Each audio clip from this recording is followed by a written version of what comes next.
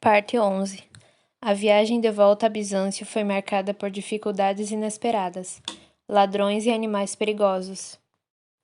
Marco estava perturbado e agitado, executou as ordens de seu imperador, mas, ao contrário das outras vezes em que nos campos de batalha era obrigado a executar seus inimigos, aquela situação o deixara visivelmente vulnerável. Demorou-se mais do que o previsto, e quando adentrou os portões da bela cidade oriental do Império Romano, suspirou aliviado, murmurando: Finalmente estou em casa. Apresentou-se imediatamente ao imperador, que o aguardava aflito. Ajoelhando-se diante de Constantino, ouviu dele: Levante-se, Marco. Estava a ponto de enviar alguém atrás de você. O que aconteceu afinal? Desincumbiu-se da tarefa que lhe confiei às mãos? Certamente, meu senhor.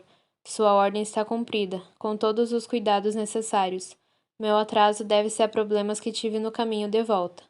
Que problemas? Foi seguido? Alguém presenciou? Não, meu imperador, não foi visto por ninguém. Enfrentei alguns percalços inesperados. Animais selvagens me atacaram sem que pudesse pressentir-lhes a aproximação, e também dois bandos de ladrões me cercaram. Consegui fugir de um deles, mas com o outro tive de deixar todos os meus bens, até mesmo meu cavalo. Não posso acreditar. Isso aconteceu aqui, no Oriente? Não, foi ainda no Ocidente. Sentando-se outra vez em seu poternoso trono, o imperador segurou firme nos braços da suntuosa cadeira e comentou, triunfante, quase sem escutar o que seu fiel servidor lhe narrava. Então, sou finalmente o imperador absoluto. Fazendo sinal de reverência, Marco confirmou. Sim, o senhor agora é o único imperador de Roma. Constantino sorriu entre aliviado e satisfeito.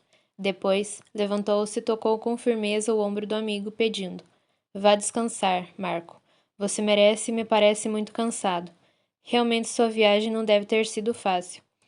Marco agradeceu e se retirou sem conseguir parar de pensar que nada havia sido fácil naquela tarefa que cumprira para o seu senhor. Por diversas vezes, vinha à sua mente a imagem de Licínio, em seus derradeiros instantes, e sentia atormentado por aquela lembrança. Por sua vez, Licínio, cujo corpo espiritual ficara na sala do trono, em companhia de Constantino, sussurrou ao ouvido do imperador: Pensa que vai fazer bom uso de seu poder? Vou infernizar e destruir sua vida. Você não terá mais paz. Pensa que acabou comigo? Triste engano. Agora posso destruí-lo sem que perceba, e vou fazê-lo devagar, pouco a pouco, comprazendo-me com cada gota de seu sofrimento. Constantino remexeu-se no trono, experimentando inexplicável desconforto e súbita sensação de perigo. Licínio achegou-se ainda mais, colocando as mãos em volta do pescoço do imperador. Sem conseguir tocá-lo, gritou mais impropérios e tentou socar-lhe o estômago, também sem obter nenhuma reação de Constantino. Quando ia agredir o opositor outra vez, escutou uma voz grave e pesada que vinha do fundo da sala. Não acha que vai atingir seu objetivo dessa forma, não é mesmo, Licínio? Tem muito que aprender ainda sobre sua nova condição. O recém-desencarnado reagiu assustado. Quem está aí? Pode me ver? Das sombras escuras da sala emergiu, devagar, um espírito envolto em uma capa negra, que lhe cobria também a cabeça. Acompanhado de outros dois semelhantes a ele, aproximou-se e se apresentou. Sou Núbio. Esses são meus ajudantes Plínio e Normando. Licínio sentiu violento tremor percorrer-lhe o corpo espiritual. Ainda assustado, gaguejou. O que fazem aqui? Estamos aqui para destruir os planos de Constantino. Também são inimigos dele? Não propriamente dele, mas isso não vem ao caso agora. Podemos ajudar você a realizar o seu desejo de vingança, de maneira inteligente e eficaz. E se eu não quiser?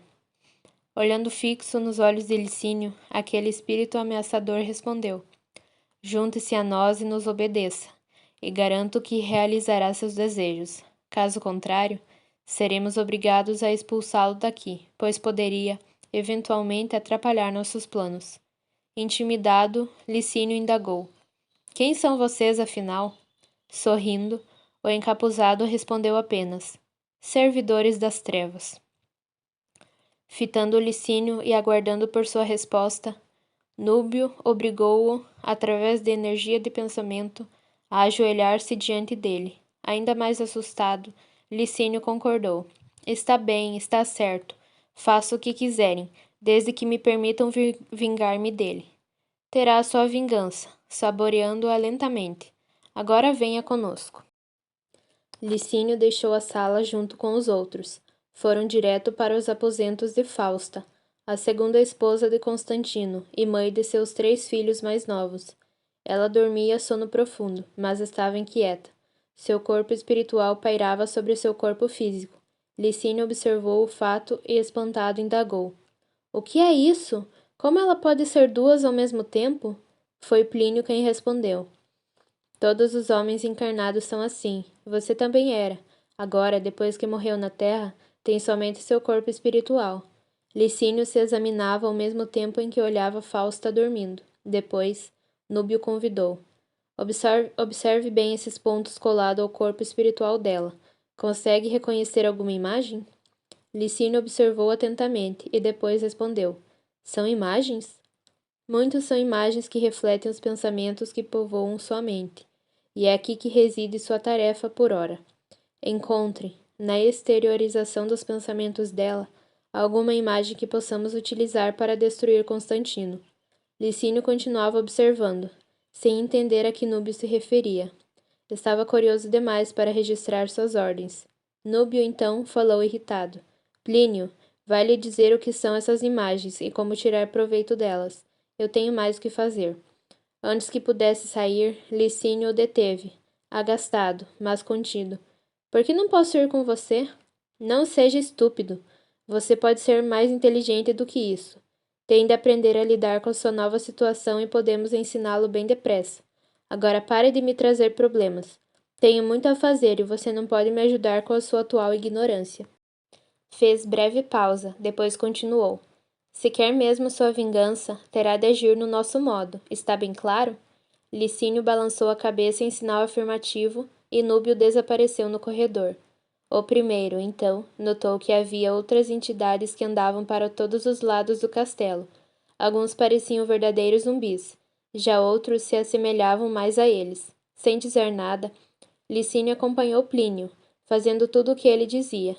Sua tarefa principal era vigiar os pensamentos e atos de Fausta, para compreender-lhe bem as fraquezas e poder atuar sobre elas de acordo com seus interesses. Dia e noite espreitavam-lhe os passos, os atos e as palavras. A presença daquelas entidades de pesado teor vibratório foi aos poucos envolvendo Fausta em uma pesada energia, que a debilitava lenta e sutilmente, tornando-a dia a dia mais desconfiada e insatisfeita. Vários meses se passaram. Constantino se dedicava ao projeto de reconstrução de Bizâncio e transformou-a na capital do império, ainda que contra a vontade dos senadores de Roma. Ele pouco viajava para a antiga capital, demorando-se cada vez mais na cidade que escolhera para sua residência. Estava satisfeito. Tinha nas mãos o controle absoluto do império, como sempre desejara, e queria que assim continuasse. Estava debruçado sobre a janela, a contemplar os homens que trabalhavam, restaurando e modernizando construções, quando Marco chegou e saudou. Ave, César! Meu amigo, o que o traz logo pela manhã? Notícias de sua irmã. O que tem ela?